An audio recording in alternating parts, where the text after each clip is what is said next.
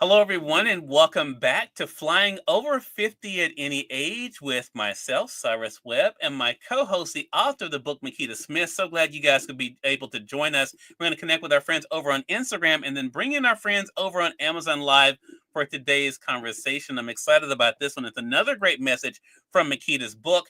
And we are live now on Amazon for Flying Over 50 at Any Age, based on the book by best-selling author and celebrity publicist Makeda Smith. You guys can see the book here. You can get your copy right now, the paperback there for $9.99, or the Kindle edition for $5.99.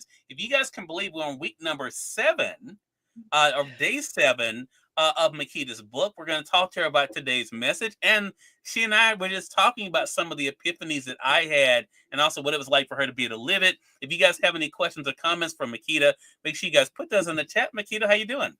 Hello, Cyrus. Hello, audience. Hey, everybody. Blessings. Week number Happy to 7. be here. It's Cyrus flying is by, Makeda. It's flying dragging by. me here every week, making me pull out wigs, outfits, makeup. Oh, Makeda, you're beautiful every day. I'm really enjoying this, and every now that I'm able to. It's one thing to read the book the way I initially did, Makeda, and just read it through. Now to be able to take this time to savor it and to really kind of break it down is really a lot of fun. I'm curious, you and I haven't talked about this since we started the series. Since we started the series, what's it been like for you to have your audience, one, discover you wrote a book, and to be able to see their thoughts about it? Cyrus, you and your questions. It's been very interesting for me, revisiting the book and discussing it with you. The way you dissect it makes me reinterpret things Hmm. and see things from a different perspective. And it's just an interesting journey. I'm embracing it. Yeah, but it is something that is one thing I hope readers take away from this. And I should mention it's National Reading Month, so it's a great time for you Oh, guys okay. to pick up the book as well. But what I think, as well as Women's History Month, Women's Empowerment Month, there's Yeah, so yes, many ma'am. messages from men and women, Makeda, in this book. Has that been one of the interesting things for you? As I've been sharing my thoughts, how men can relate to these things just like women have, which are your main audience, just like women can.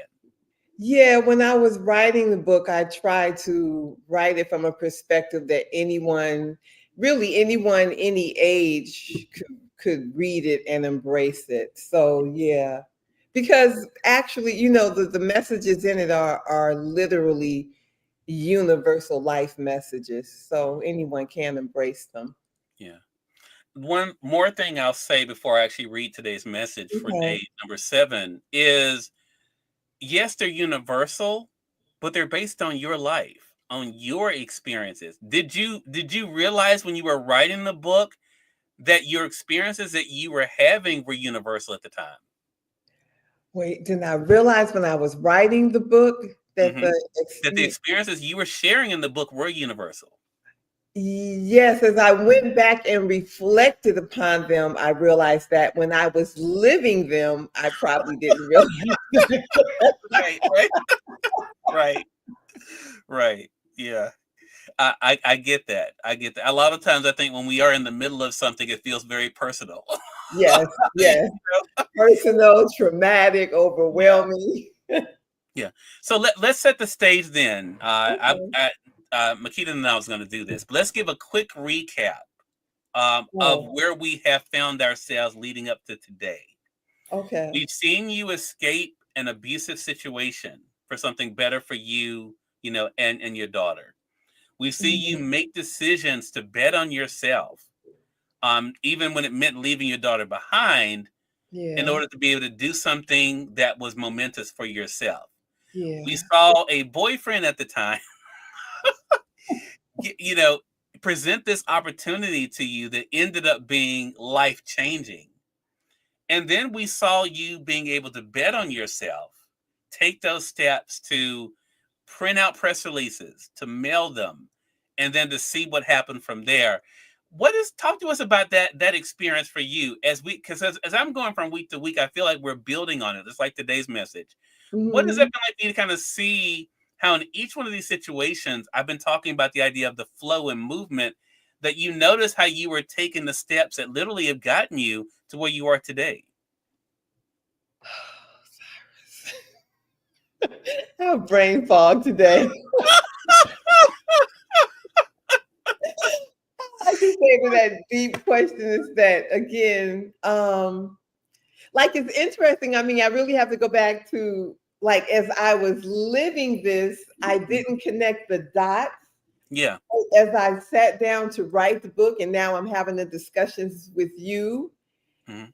It's very fascinating to read, to connect the dots or reconnect the dots. And Yeah. it also makes me think about how life is like a big puzzle, and there Hmm. are all these pieces, and as you're putting the Yeah. pieces together, you don't even see the picture until the picture is done. So Hmm. now like each chapter was a piece in the puzzle, and it painted the picture to here we are now. Yeah. And I hope that answered your question. It does. Amy, who's been joining us, Amy's joining us over on Amazon. She says she feels Hey, that way Amy. too. Melissa, hello to you. Melissa's joining Hey, us over on Facebook. Melissa. Good to be able to see you. I see you guys over there on YouTube as well. You guys have any questions or comments for Makeda? Make sure you guys put those in the chat. Makeda, we're going to go ahead and get into day number 7's message, another powerful one. And the theme is this: what fuels you? Okay. Working for yourself is not easy. I thought I worked long hours before. Well, now I was working around the clock, but I loved it and honored and respected the challenge of it all. I was playing to win. Along the way, though, I think I found myself getting lost in the hustle. I remember my oldest daughter at the time, maybe she was 8 to 9, drew a picture of me. It was an image of a woman sitting at a desk with a computer, and she was chained to the desk at her ankle. What a wake up call. I had no idea at the time that that was how my daughter saw me. The message was one of love, that her mommy worked so hard, but for me, it was a sign to slow down and pay more attention to my surroundings, including her. Survival was fueling me and my strong desire to provide the best for my children, but what was I neglecting in the process? I had to remember to stop and smell the roses, to work out a balance between work, family, and yes, even me time. What is fueling you and your desire? Is this first question. But another important inner observation is what is flowing you? Is your Mhm. work and your play balanced? They are both equally important. So this you and I were talking before we went live here. Mhm. Makita, this I thought was a very, I say it, I know every week, but this is a very powerful moment because a lot of things are going through my head as the reader. Okay. But the picture, of course, we were just talking about me being an artist. The picture of your talk to us about what it was like for you to reflect on the picture. I still remember that picture. I wonder if I have that picture. Mm-hmm. Because my daughter, my oldest daughter, is an artist as well, and Mm-hmm. that was one of the things we nurtured in her when she was growing up. But when she gave me the picture, it was really an act of love. But that picture kind of shocked my nervous system because literally I was like hunched over at at the desk with the computer, typewriter, whatever at that time, Mm-hmm. and my my ankle was chained to the desk. And I was like, "Oh my God." Like, oh, like it was like the biggest wake up call Mm-hmm. because I literally probably was well, figuratively was chained to the desk because all I did was work, work, work, work, work. Yeah. But for me for me to have the visual of that coming from her, it really made me check myself because I don't know whether she felt neglected, but I felt like, oh my God, I'm probably neglecting my daughter. And if I'm neglecting my daughter, what other things am I neglecting? I'm probably Mm-hmm. neglecting myself. And I don't think she gave it to me like the picture like, oh, mommy, you're neglecting me. Because it was really like, I'm proud of my mommy. She worked so hard to take care of us. But, Yeah. but for me, it was like, it was a different kind of wake up call. Yeah. There's so much in this for me, Makeda. I don't have children, as you know, Mhm. but I have had people say to me, "You work so much. You work so hard." My mom talks about that. Um, Mm. she makes jokes about it. You have to make an appointment to die around Cyrus. Now when I hear it, Mhm. I a part of me understands what they're saying, but I think it's because of how they frame the word work when I think Mhm. about myself. Because yes, I do work hard, but my work, as you and I were just talking about, is so enjoyable. It's almost like playing, which is why I enjoy it so much, right? I Mhm. bring that up because I think when I thought about your daughter drawing the picture, you know, um, it could have been that that's what she's used to seeing of you, right? That you're so Mhm. focused, it could be a way of looking at it, so focused, so determined. But I could see it really goes to the idea of perception. So I want to ask you personally, then we'll talk about the audience. Okay. How important has it been for you in your life, Makeda, not to allow the perceptions of others about you to dictate how you treated your work and your life? Um, I generally don't allow the perceptions of others to affect my work or my life, because usually their perceptions, like if you start letting people's perceptions affect what you do, then it's going to affect what you do. I Mhm. think in that particular instance, because it was coming from my daughter, and again, Yeah, like she was really giving it to me from a space of love. So it wasn't even a bad perception, sure. because it was like, Yeah. my mommy is my hero. I Hmm. think in that moment for me, like she was giving me one message, but I think the universe was really giving me, in that particular sense, in that particular scenario, I really feel like the universe was giving me another message. Got it. And I think, as I think about it, because you always make me think, Cyrus. As I think about it, for me in that moment, it was a very important message, because if I had continued at the pace I was going, Hmm. I don't think there was longevity, because I think I would have burnt myself out Mm, in back then. got it.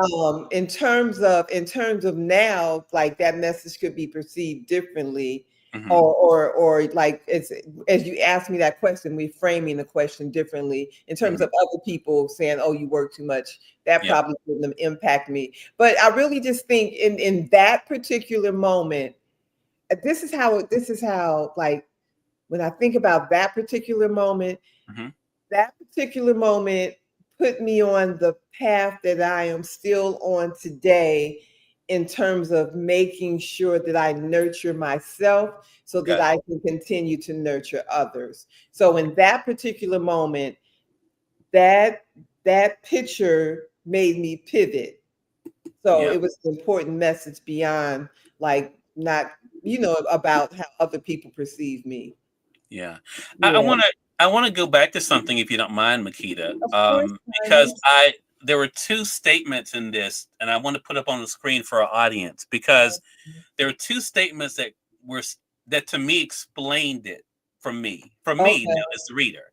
You started off by saying, and I love this point because I think this is the big thing that is so big. You say I was playing to win. And then you went on to say survival was fueling me and my strong desire to provide the best for my children. Um, I think the reason why those two statements stood out because it goes to the why of why you were doing it. It wasn't like you Mhm. were trying to be rich and famous. It wasn't like you were trying to, I'll show them that I can do this. It was really to provide for those that you loved. Um, and I guess I wanted to ask you about that. do you think that maybe that became so much the focus, the reason why when you saw the drawing, it made you think, okay, but I'm doing it for the right reason, but am I forgetting what may be important? Okay, so my brain just did a shift. I had two things. Okay, so I want to get this message out. Yeah. In that moment, in terms of like I was in survival mode and Hmm. I was in work hard, work hard, work hard mode. Hmm. I literally think the universe was like wanted me to pivot and was giving me a nudge because working hard is not necessarily the only way to survive. Yeah. And working hard and working like hard Hmm. is old paradigm in terms of survival. We think working hard is how we survive, but working hard is actually killing us Yeah. because Yeah. it's really not about working hard. It's about the balance. It's about Mhm. working and nurturing so that there is that balance so that you can survive. Yeah. And I just really think in that moment I got like that psychic download. Hmm. And again, because of that psychic download, it got me through the years to where I am today. Because again, if I had just stayed chained to that desk, I would have missed so much of life going on around me. And that working, like I got to work hard, I got to do this, I got to survive. Yeah. That that would have taken me under. Yeah. Yeah. And that is again where the movement shows up, because you talk about two different things. You talk about the fuel which we put in our vehicles, right, to Hmm. get our vehicles to go. But then you talk about the flow. Hmm. So you ask what's fueling us, which could be the why. It could be children, could be marriage, it could be whatever.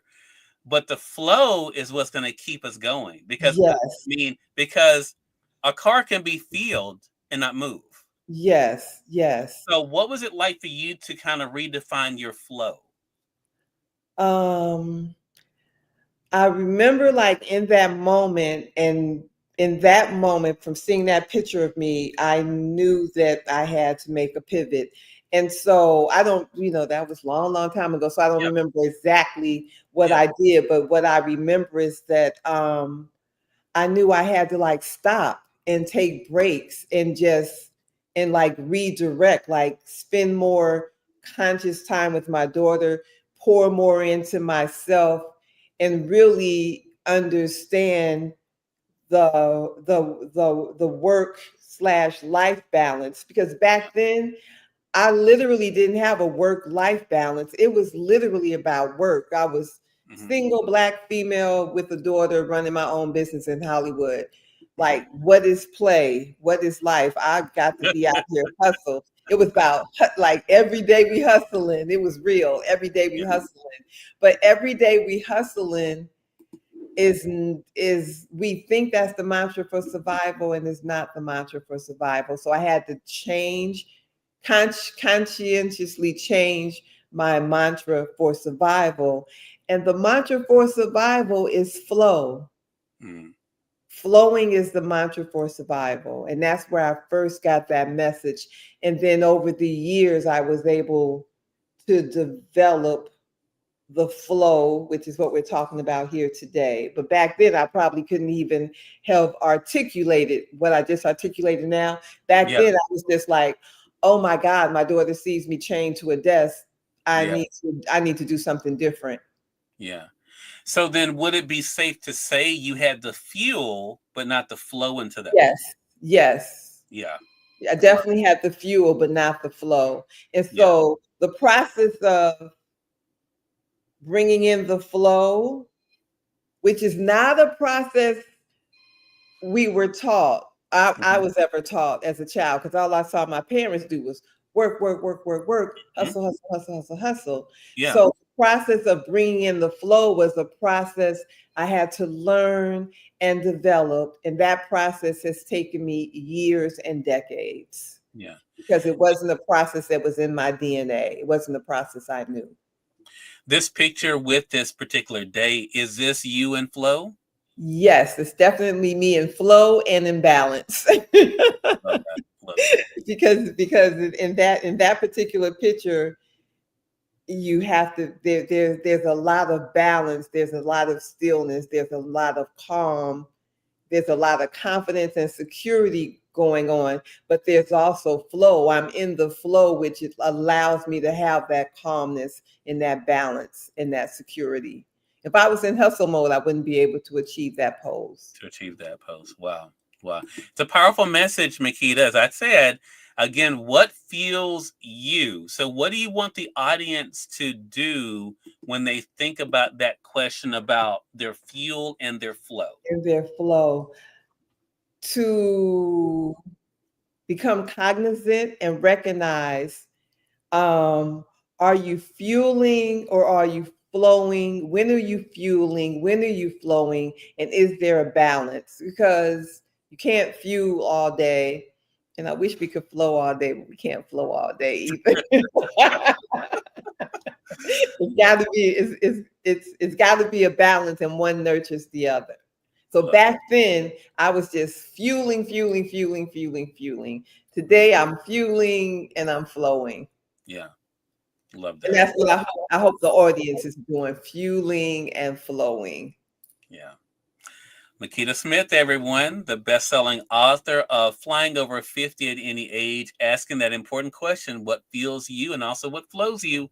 You can get your copy again of the book. I'm going to highlight it again on paperback for $9.99, or you can get the Kindle edition for $5.99. Makeda, another great pleasure. Let them know how to stay connected with you on the Makeda Method. I'm there on screen. My hashtags, the Makeda Method and Flying Over 50. Everywhere, all social media. Google me. All right. I'm there. Jesus Black Man 23, hello to you.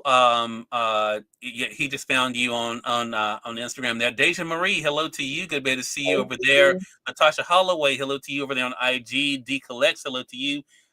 Sissel, probably gonna mispronounce that. I'm so sorry. Sissel Beck, maybe. I'm so sorry if I mispronounced that.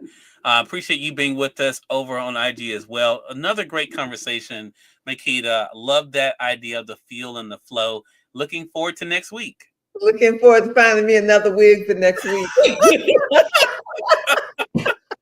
And look, we thank your audience for tuning in to another great segment of Flying Over 50 at Any Age. Make sure you let us know in the comment section what is fueling and helping you to flow. We'd love to be able to know as we keep the conversation going. Until next time, you will make it a great one. We'll Bye, talk you to you. guys. Take care. Blessings. Bye bye.